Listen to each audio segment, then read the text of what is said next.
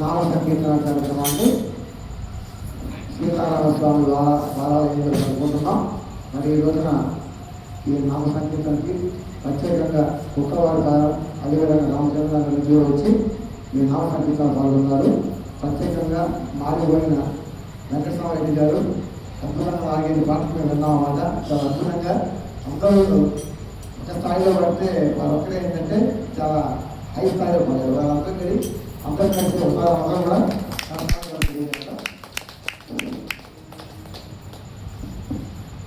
అదేవిధంగా ఈరోజు స్వామివారికి కైంకర్యం చేయించిన వారు హరినారాయణ గారు, ధర్మపత్ని సుభాషిణి గారు ఈ రోజున స్వామివారికి కైంకర్యం చేస్తున్నారు.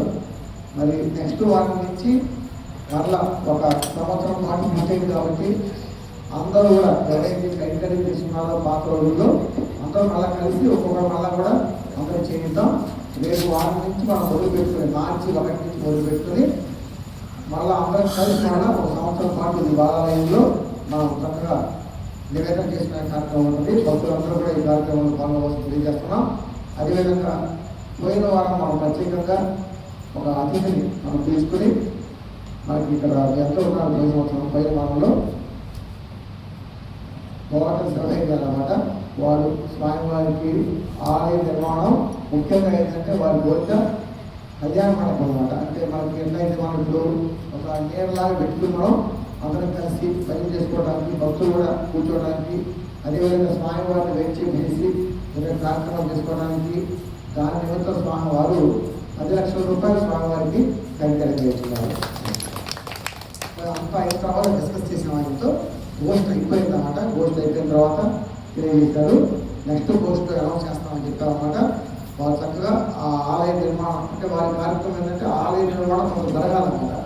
జరిగిన తర్వాతే ఈ ముందు పక్క ఇది కూడా వేయడానికి అవకాశం ఉందన్నమాట. అదేవిధంగా ఎంతోమంది భక్తులు ఈ కార్యక్రమాన్ని ముందుకు వస్తున్నారు. ప్రతి వాళ్ళు కూడా ఈ రామాలయ నిర్మాణంలో స్వాగతించాల్సిందిగా కోరుతున్నాం.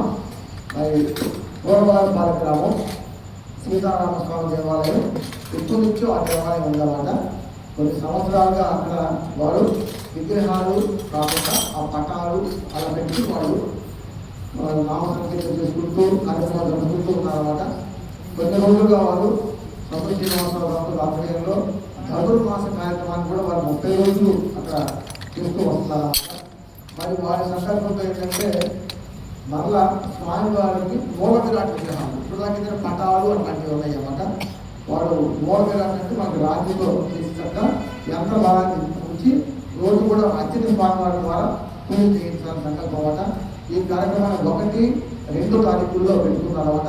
2వ తారీఖు ఉదయం పూట సుమారుగా 10 గంటల వారి చక్కగా అక్కడ ప్రతిష్ట కార్యక్రమం మధ్యాహ్నం అందరికీ భోజనాలు ఉంటాయి. అక్కడ అందరూ కూడా ఈ కార్యక్రమంలో పాల్గొని తెలియజేయమని చెప్పారన్నమాట.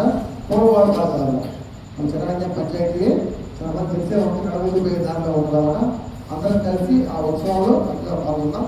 జై శ్రీమన్నారాయణ, జై శ్రీరామ్. అదేవిధంగా అందరూ కూడా శ్రీరంగం నుంచి ప్రత్యేకంగా తీర్థము ఉత్సవాలు వచ్చినమాట.